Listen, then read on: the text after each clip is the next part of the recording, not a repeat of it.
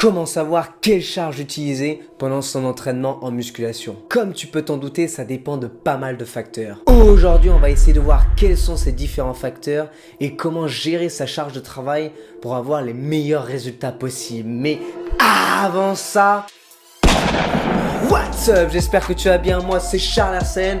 N'oublie pas une chose, abonne-toi à cette chaîne YouTube. Il y a quelques semaines, j'ai fait une vidéo assez intéressante sur la fréquence d'entraînement par semaine. Si tu ne l'as pas vue, je t'invite à y jeter un coup d'œil immédiatement. Parce que ce qu'on va dire aujourd'hui va être en rapport avec ce qui a été dit dans cette vidéo précédente. Je te mets une annotation pour que tu puisses la retrouver et un lien en description. Avant toute chose et avant même de parler de charge de travail, je te déconseille de t'entraîner à l'instinct. Je t'invite fortement à te poser pendant quelques instants pour venir concevoir tes différentes séances d'entraînement sur une semaine ainsi que de programmer tes différentes semaines à venir. Il faut que toutes les variables d'entraînement soient inscrites et surtout qu'il y ait une cohérence entre ces différentes variables.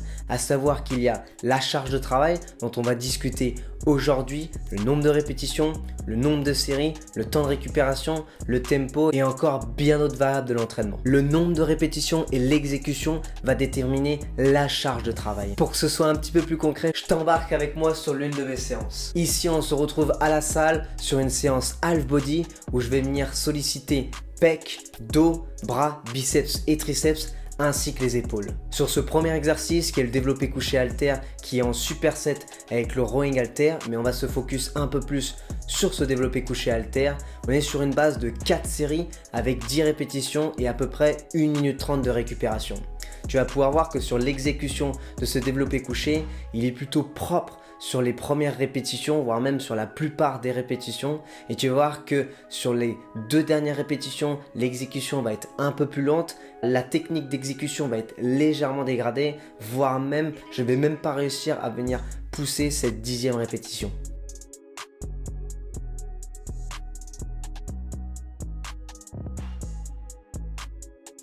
Ce qu'on peut en déduire ici, c'est que j'aurais dû mettre légèrement moins lourd au niveau de cette série et c'est pour ça que justement sur la série numéro 2, je suis parti sur 30 kg par haltère. On passe sur mon deuxième superset, développé incliné aux haltères ainsi que le tirage vertical. Ici, on va se focus un peu plus au niveau de ce tirage vertical. On est sur 3 séries de 12 répétitions avec à peu près 1 minute de récupération. Tu vas pouvoir voir que sur l'exécution de ce tirage vertical, l'exécution est bonne du début à la fin. Tu peux voir que j'ai un léger balancier au niveau de ce tirage vertical.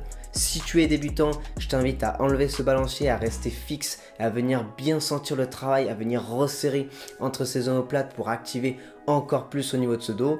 Et avec l'expérience, tu vas pouvoir mettre des petits détails en plus pour venir solliciter davantage selon les différents ressentis que tu as au niveau de ce dos et plus particulièrement au niveau de ce grand dorsal. Donc ici, la prochaine séance, je pourrais mettre un peu plus lourd vu que la technique a été parfaite sur cette série. Dernier exercice que je vais te montrer de cette séance, c'est le biceps curl à la poulie basse qui est en superset avec l'extension triceps à la poulie haute. Tu vas voir qu'au niveau de ce biceps curl, l'exécution est plutôt parfaite. On a bien l'alignement épaule et coude qui reste d'ailleurs fixe et on vient ramener ses mains au niveau de ses clavicules, au niveau de ses épaules. On essaye de stabiliser un maximum au niveau de ce coude pour venir seulement renforcer au niveau de ce biceps. On peut même voir que j'aurais pu mettre légèrement plus lourd sur cette première série. C'est ce que d'ailleurs j'ai fait sur la deuxième série qui a été beaucoup plus productive et toujours avec une bonne exécution.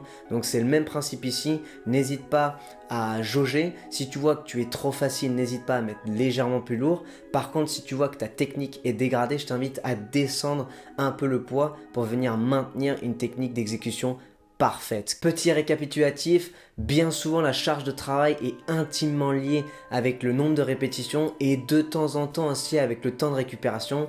Plus tu fais un temps de récupération court, moins tu récupères, plus tu vas avoir tendance à dégrader cette technique. Donc il y a aussi cette variable de temps de récupération que tu peux mettre en place pour venir choisir cette charge de travail. Comme je te le répète depuis le début de cette vidéo, le facteur le plus important, c'est la qualité d'exécution. Il faut que ton exécution soit nickel pour justement pouvoir ensuite surcharger progressivement et donc prendre de la masse musculaire. Mais le facteur le plus important, je me répète une deuxième fois, c'est la qualité d'exécution. Donc il faut vraiment que tu fasses attention à ces variables, que ce soit le nombre de répétitions, la qualité d'exécution, le temps de récupération et voire même des fois le nombre de séries qui peut justement déterminer cette charge de travail. Si tu as aimé cette vidéo, je t'invite à venir liker, à partager. N'hésite pas aussi à me le dire directement dans l'espace commentaire. N'oublie pas une chose, abonne-toi à cette chaîne YouTube. On se retrouve prochainement pour une nouvelle vidéo.